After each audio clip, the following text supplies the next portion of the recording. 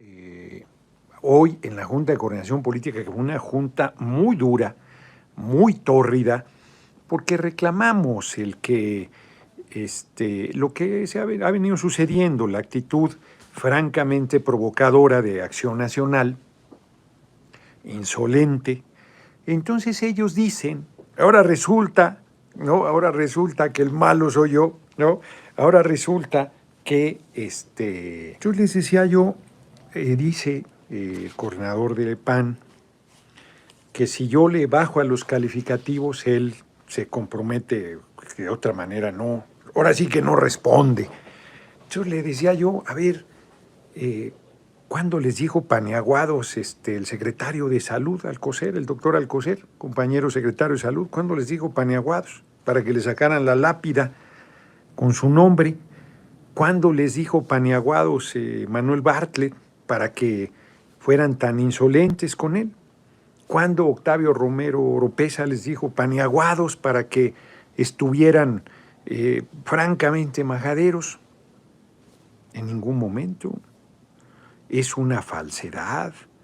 Porque además ahora resulta los de Movimiento Paniaguado agresivísimos, que yo no debo vincular a la diputada Zavala con el comandante Borolas, alias Felipe del Sagrado Corazón de Jesús Calderón Hinojosa.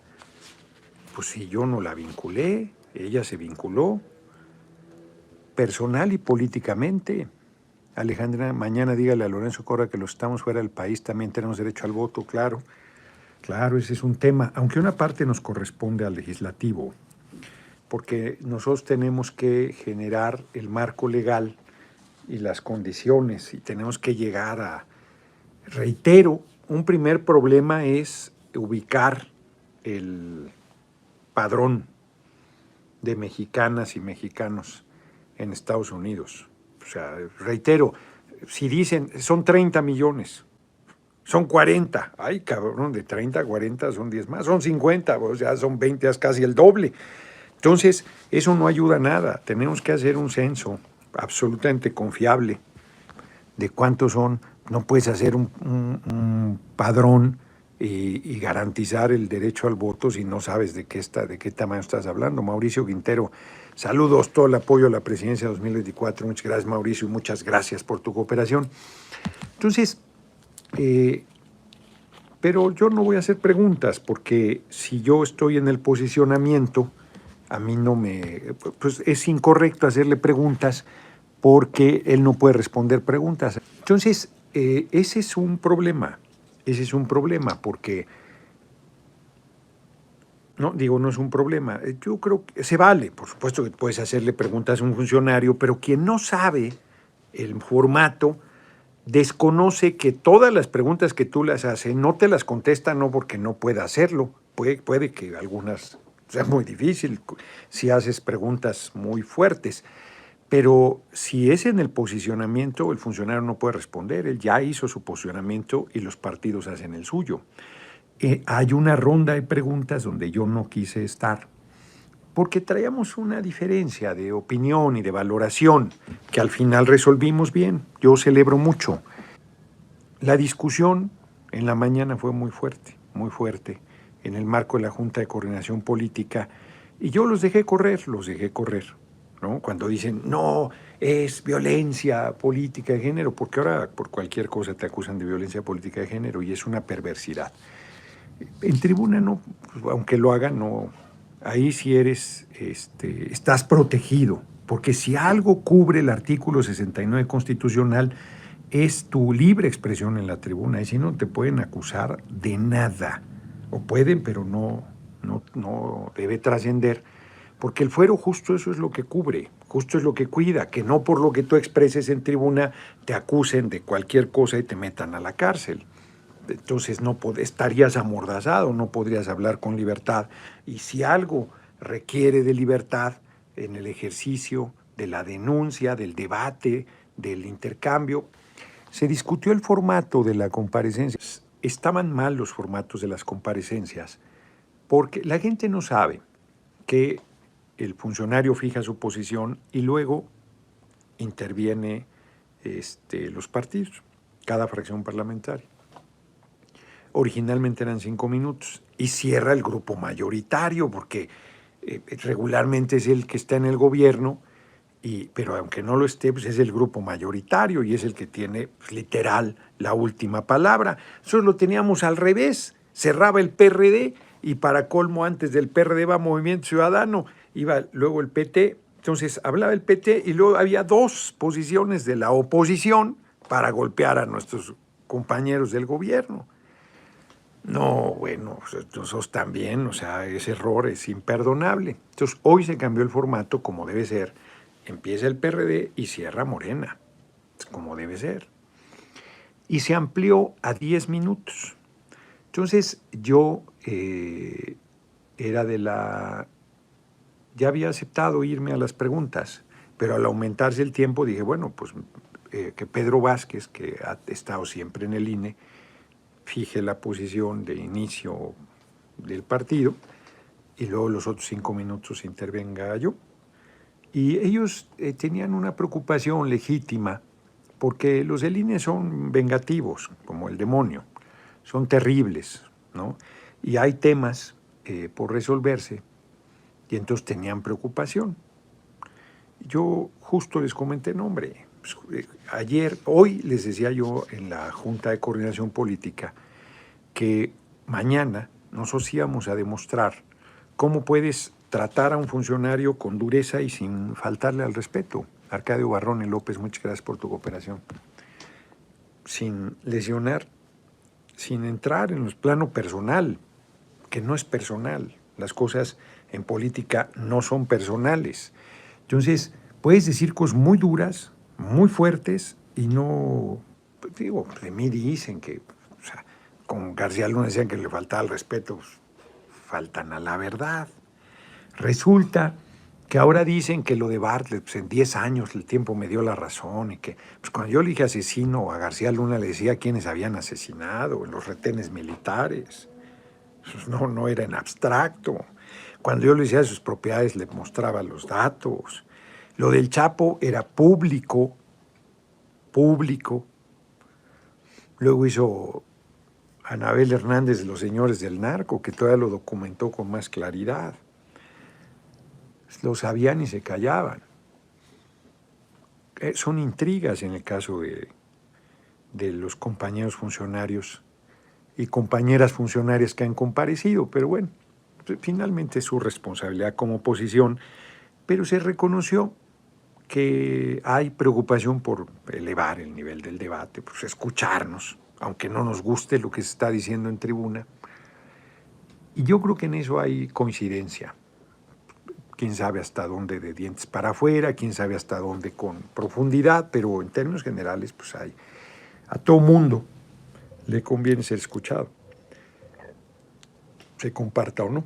Entonces mañana es un funcionario de ellos, es el único que viene de ellos. Pues es de la oposición, eso es obvio, a sus intereses responde, o sea, ha actuado con absoluta facciosidad. Es un hombre arrogante, ¿no? Y prepotente, que ha hecho cosas en agravio al movimiento, empezando por el compañero presidente y de ahí para abajo arreado parejo. Entonces se creen intocables y se creen un poder por encima de los poderes. No está invitado, comparece en su calidad de funcionario público. Entonces, pues ya ahí anda, pues articulan ahí dentro del INE, pues tienen 18 mil millones de pesos, quieren los angelitos. 18 mil millones, imagínense. Más de 18 mil millones. Fíjense, aquí tengo datos de Pedro. Están pidiendo de presupuesto 18 mil, casi 19 mil millones. Casi 19 mil millones de presupuesto.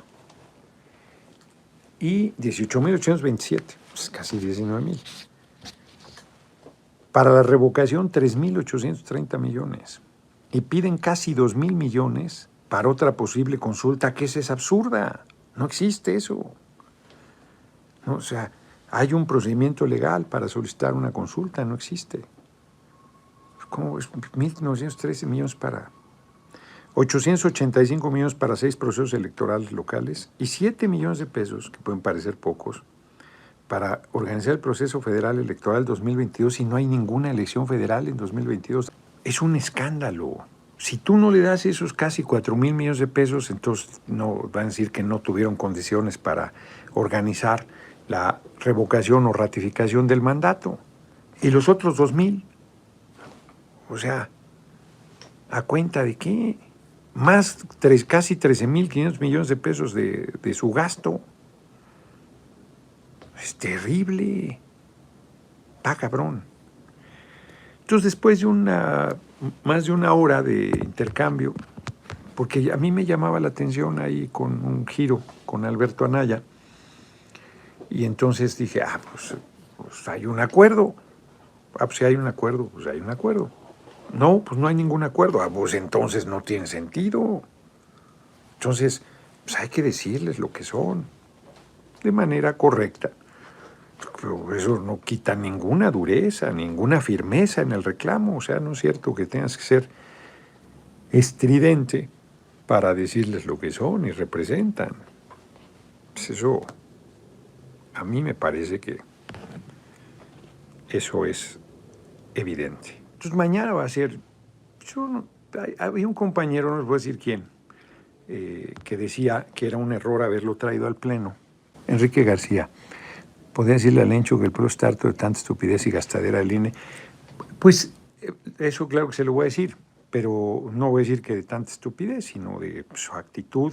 Pues es un órgano caro, carísimo y faccioso.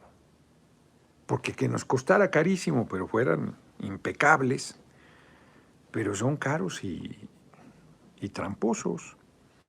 Trabajan para la derecha, ese es el problema, ese es el reclamo fundamental. ¿Para qué les digo más? Mejor me lo guardo para mañana. Mejor me lo guardo para mañana. Entonces, 5 minutos puede ser una eternidad o puede ser nada. Ya veremos cuál de las dos cosas suceden. Pero me pareció muy bien porque andaba yo especulando, planteando... La verdad es que es muy lamentable la tarea que han hecho.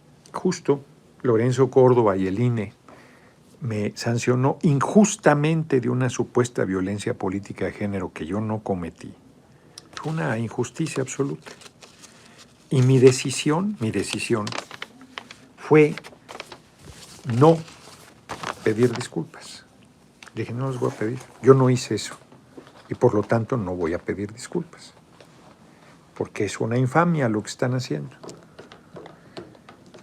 Fue muy difícil, porque tú oyes opiniones, pero quien tiene que decidir eres tú. Y es tu destino el que está en juego. Y es tu posición la que está en riesgo. Y si te equivocas, pues te chupa la bruja. Si tu cálculo es incorrecto, yo creo que en el INE y en el tribunal estaban convencidos que yo no iba a pedir disculpas. Y entonces me iban a madrear. Arbitrariamente, sin quitarme el fuero, es una sanción bárbara de 10 años suspendido en derechos políticos electorales. Están usando de manera perversa esos temas, de manera sumamente perversa.